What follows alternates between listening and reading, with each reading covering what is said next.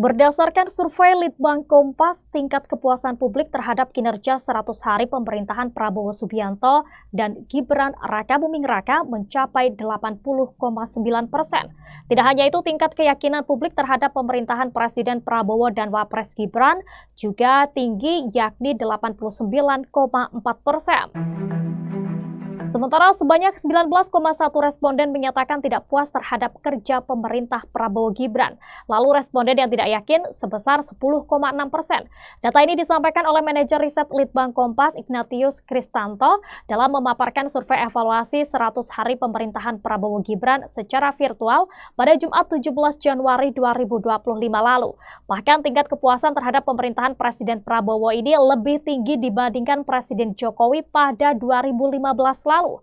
Dalam survei tersebut, ada sejumlah alasan yang membuat masyarakat puas dengan kinerja Prabowo Gibran. Sebanyak 30,2% responden menyebut kinerja yang ditunjukkan baik. Lalu 18,1% responden merasa kepemimpinan yang ditunjukkan merakyat. Ada 14,4% responden puas terhadap kerja Prabowo Gibran karena sering mendapatkan bansos. Kemudian 7,3% responden merasa pembangunan merata sampai ke desa. Lalu 7,3% lainnya menyebut pembangunan yang dilakukan masif. Selain itu, sebanyak 6,8% menilai pemerintahan Prabowo Gibran mampu mengatasi persoalan bangsa. Ada juga 3,2% menyebut pemilu dijalankan dengan baik. Sementara sebanyak 3,2% merasa puas karena ketegasan dalam memimpin. Lalu 4,6% alasan lain dan 4,9% tidak menjawab.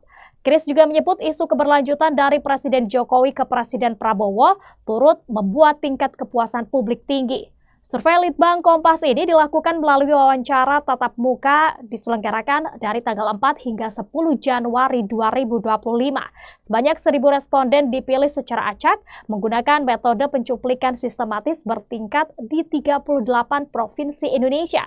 Tingkat kepercayaan 90% dengan margin of error penelitian kurang lebih 3,10% dalam kondisi penarikan sampel acak sederhana. Meskipun demikian, kesalahan di luar pemilihan sampel dimungkinkan terjadi.